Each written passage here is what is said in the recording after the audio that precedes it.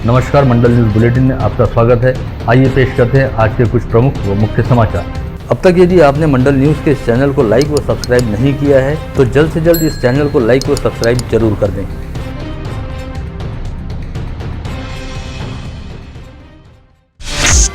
हाल ही में शिवसेना सांसद संजय राउत ने कहा था कि नागपुर शीत सत्र के दौरान शिंदे फडणवीस सरकार के खिलाफ बम फोड़ा जाएगा। साथ ही शिवसेना द्वारा समूचे राज्य का दौरा करते हुए भाजपा की नींद उड़ाई जाएगी। सांसद संजय राउत के इस बयान पर पलटवार करते हुए अमरावती जिले की सांसद नवनीत राणा ने कहा कि कौन किस तरह का बम फोड़ने वाला है, इस बात में विदर्भ के लोगों की कोई रुचि नहीं है, बल्कि यहाँ के आम नागरिक चाहते हैं कि नागपुर में आयोजित शीत सत्र के दौरान विदर्भ क्षेत्र की भलाई हेतु सरकार द्वारा काम किया जाए ताकि क्षेत्र का विकास हो। वहीं बम फोड़ने की बात करने वाले लोगों ने यह नहीं भूलना चाहिए कि अगर उप मुख्यमंत्री देवेंद्र फडणवीस ने छोटा सा लवंगी फटाखा भी फोड़ दिया तो उन लोगों पर बहुत भारी पड़ सकता है।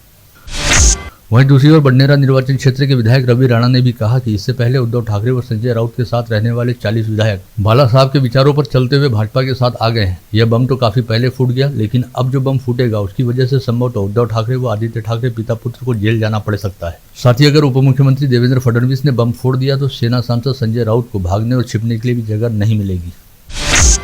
नागपुर में चल रहे विधानमंडल के शीत सत्र दौरान मंत्री के जमीन घोटाले व अन्य कारणों से हो रहे कामकाज के नुकसान के बीच विधान परिषद में प्रवीण पोटे पाटिल का अलग रूप नजर आया। आमतौर पर बेहद शांत व संयत रहने वाले प्रवीण पोटे ने मंत्री के उत्तर से नाराज होकर अपना पारा चढ़ा दिया। पोटे को गुस्से में देखकर सदन काफी चकित रह गया। फडणवीस सरकार में कई विभागों के राज्य मंत्री रह चुके पोटे का यह अंदाज सदन के सभी सदस्यों के साथ ही सभापति के लिए भी काफी नया था। शीत सत्र के दौरान विधानसभा में आज दरियापुर के विधायक बलवंत वानखड़े ने ध्यानाकर्षण प्रस्ताव रखते हुए अमरावती जिले की किसान आत्महत्या की भयानक स्थिति को विशद किया। उन्होंने कहा कि जारी वर्ष 2022 के 11 माह दौरान अमरावती जिले में 321 किसान आत्महत्याएं हुई हैं, यानी प्रत्येक 15 घंटे में एक किसान मौत को गले लगा रहा है। हालात इतने भीषण है कि अंजनगांव सुरजी के सिंदूरी सिंगड़े गांव में एक किसान ने अपनी बेटी के लिए केवल 8,500 रुपए की फीस नहीं भर पाने की वजह से दुखी होकर आत्महत्या कर ली।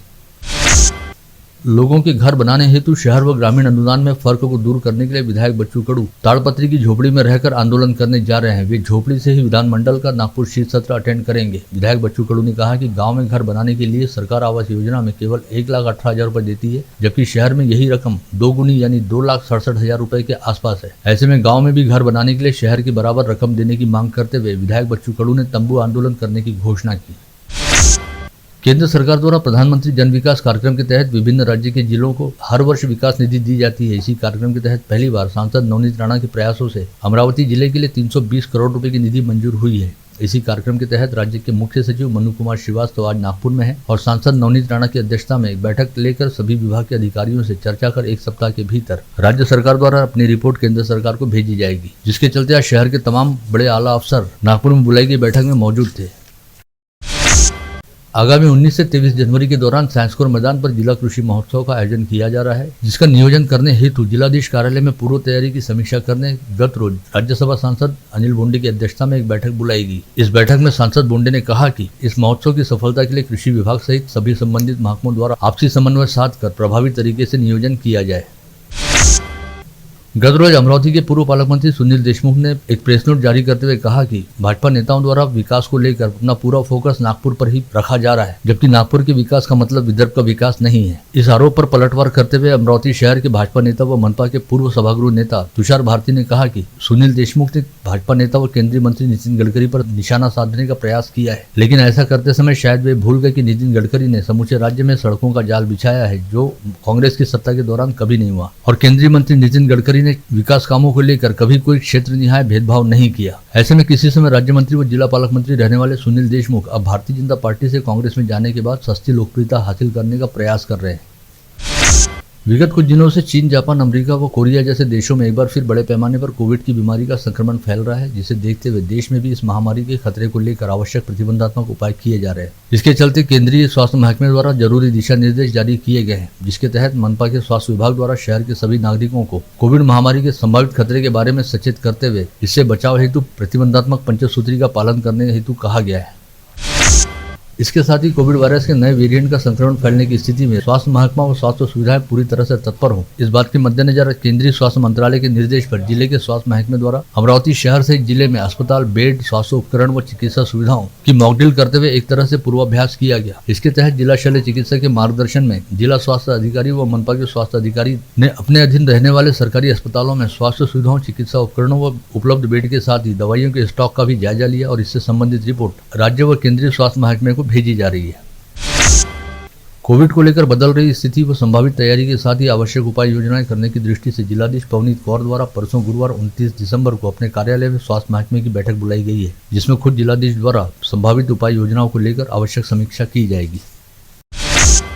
विगत दिनों सरकारी अभियांत्रिकी महाविद्यालय को राज्य के उच्च व तंत्र शिक्षा विभाग के प्रधान सचिव विकास रस्तोगी ने सदिच्छा भेंट दी। इस अवसर पर तंत्र शिक्षा विभाग के अधिकारियों सहित महाविद्यालय के प्राचार्य आशीष महल्ले ने सभी गणमान्यों का महाविद्यालय में स्वागत किया। इस समय प्रधान सचिव विकास रस्तोगी ने अमरावती संभाग में तंत्र शिक्षा व्यवस्था का जायजा लेने के साथ ही कहा कि सभी तंत्र शिक्षा संस्थाओं ने अपने पास उपलब्ध मूलभूत सुविधाओं व साधनों का नियोजनबद्ध ढंग से प्रयोग करना चाहिए। साथ ही औद्योगिक क्षेत्रों के साथ समन्वय साधकर विद्यार्थियों को रोजगारोन्मुख बनाने हेतु प्रयास करना चाहिए।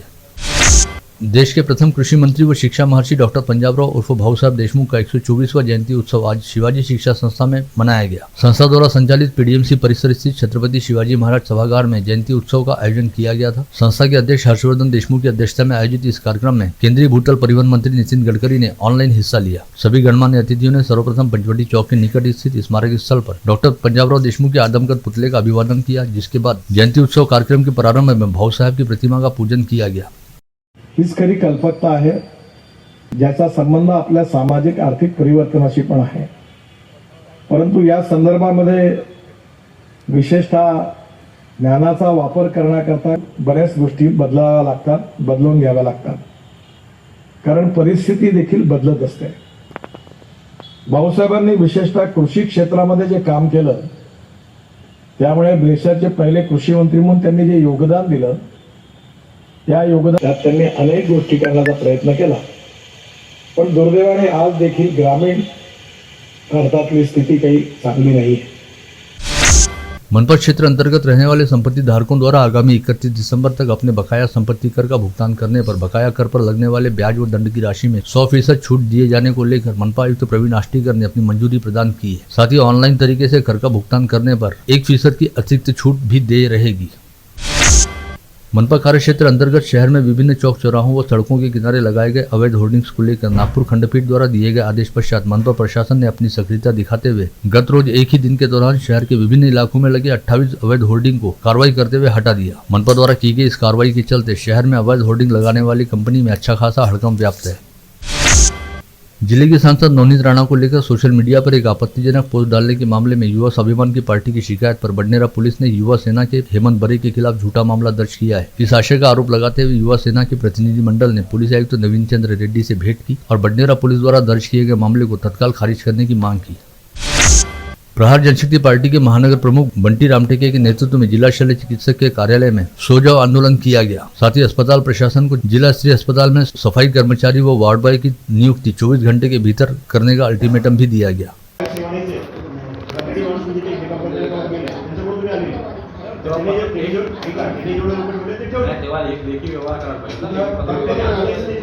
कंपनीचं काम आहे ना, सेवा घेऊन घेतली ना, कंपनीला जेवढ्याचं स्टेटने मंजूर केलेले कंपनी तेवढे लोक ठेवणार, त्याच्या पैसे लोक नाही ठेवणार कंपनी। मग ते अरे 32 सँक्शन झाले, 32 घेतले, ते मला लागलं 32 सँक्शन झाले, 32 घेतले। मनपा कर्मचारी कामगार संघ द्वारा कल बुधवार 28 दिसंबर को नागपुर विधानमंडल पर मोर्चा ले जाए जाने की घोषणा की गई, जिससे कल महानगरपालिका में कामकाज ठप रह सकता है। सर्वशाखीय माली संघ द्वारा आज यहां बुलाई गई पत्रकार परिषद में बताया गया कि आगामी रविवार 1 जनवरी को संत ज्ञानेश्वर सांस्कृतिक भवन में 27वां सर्वशाखीय माली समाज युवक युवती ऋणानुबंध परिचय सम्मेलन का आयोजन किया जा रहा है। जिला कौशल्य विकास, रोजगार व उद्योजकता मार्गदर्शन केंद्र, मॉडल करियर सेंटर तथा अमरावती पॉलिटेक्निक कॉलेज के संयुक्त तत्वाधान में आगामी गुरुवार 29 दिसंबर को रोजगार सम्मेलन का आयोजन किया जा रहा है, जिसमें कई बड़ी कंपनियां अपने अपेक्षित प्रत्याशियों के इंटरव्यू लेकर सीधे चयन करेगी। ऐसी जानकारी सहायक आयुक्त प्रफुल्ल शेल के द्वारा दी गई है। संत श्री सीतारामदास बाबा की 30वीं पुण्यतिथि के अवसर पर बालाजी प्लॉट स्थित सीतारामदास बाबा मंदिर में विगत 23 दिसंबर से श्रीमद् भागवत कथा का आयोजन किया गया है। इस कथा के तहत गत रोज राम जन्मोत्सव, कृष्ण जन्मोत्सव तथा वामन जन्मोत्सव के प्रसंग मनाए गए, जिनका सभी श्रद्धालुओं ने बड़े भक्तिभाव के साथ आनंद लिया। श्री शैव गुरु हितकारिणी मंडल द्वारा समाज से संबंधित मामलों पर चर्चा करने हेतु समाज बंधुओं की एक बैठक आज बुधवारा परिसर में बुलाई गई। इस बैठक में शहर के वरिष्ठ नाट्यकर्मी राजा भाऊ मोरे सहित विगत एक माह के दौरान दिवंगत हुए समाज बंधुओं को श्रद्धांजलि अर्पित की गई। राजस्व विभाग की 2 दिवसीय क्रीड़ा स्पर्धा में 9 उप विभाग के 1800 खिलाड़ी शामिल हुए। यह क्रीड़ा स्पर्धा विभागीय क्रीड़ा संकुल में चल रही है, जिसमें क्रीड़ा स्पर्धा के साथ ही विविध सांस्कृतिक कार्यक्रमों का भी समावेश किया गया है। शहर के नवनियुक्त पुलिस आयुक्त नवीन चंद्र रेड्डी ने आज पूर्व लेडी गवर्नर कमलताई गवई से कांग्रेस नगर स्थित उनके कमल पुष्प निवास स्थान पर पहुंचकर उनसे भेंट की। इस अवसर पर उनके पुत्र व रिपाई के राष्ट्रीय महासचिव डॉक्टर राजेंद्र गवई भी उपस्थित थे। हाल ही में अपना पदभार स्वीकार करने वाले पुलिस आयुक्त नवीन चंद्र रेड्डी ने प्रत्येक पुलिस थाना क्षेत्र निहाय टॉप 20 आरोपियों की सूची तैयार करने का आदेश जारी किया है, जिसके चलते शहर पुलिस आयुक्तालय अंतर्गत कार्यरत सभी पुलिस स्टेशन के थानेदारों द्वारा अपने अपने पुलिस थाने में पुलिस रिकॉर्ड पर रहने वाले आरोपियों की लिस्ट बनाई गई है और ऐसे आरोपियों की तलाश करने के लिए थानों के डीबी स्क्वाड को काम पर लगाया गया है। पुलिस थानों द्वारा शुरू की गई कार्रवाई की खबर लगते ही कई रिकॉर्डधारी बदमाशों ने अंडरग्राउंड हो जाने में अपनी भलाई समझ ली है। इसके साथ ही कई आपराधिक तत्वों ने पुलिस से बचने हेतु अमरावती से अपना बोरिया बिस्तर समेटकर कुछ समय के लिए दूसरे शहरों का रास्ता पकड़ लिया है। गत रोज नागपुरी गेट पुलिस थाना अंतर्गत अलीमनगर परिसर निवासी फिरोज खान पर उसके घर में घुसकर अज्ञात आरोपी ने गले पर फरसे से वार करते हुए फिरोज खान पर जानलेवा हमला किया था। इस मामले की जांच पड़ताल करने के बाद नागपुरी गेट पुलिस ने ताजनगर परिसर में रहने वाले फिरोज खान के दामाद नदीम अहमद मोहम्मद याकूब नामक आरोपी को अचलपुर से गिरफ्तार किया है। धारनी के काकरमल शिवार में काम कर रहे पति पत्नी पर भालू ने हमला कर दिया। इस हमले में जख्मी हुए दंपति को धारनी के उपजिला अस्पताल में भर्ती कराया गया, जिन पर इलाज जारी है। पत्नी पर जादू टोना करने के संदेह पर पड़ोस में रहने वाले युवक की रविवार की देर रात पूसद के शिवाजी वार्ड चौराहे पर चाकू घोंपकर हत्या कर दी गई। घटना के बाद कपड़े बदलकर भागने का प्रयास कर रहे आरोपी अमोल घुले को पुलिस ने 1 घंटे के भीतर पकड़ लिया। मृतक की शिनाख्त शिवाजी वार्ड में रहने वाले रमेश पवार के तौर पर हुई है। आप देख रहे थे मंडल न्यूज बुलेटिन। हमारे चैनल को लाइक करें, शेयर करें और हाँ, सब्सक्राइब करना ना भूलें। कल होगी आपसे फिर मुलाकात, तब तक के लिए धन्यवाद।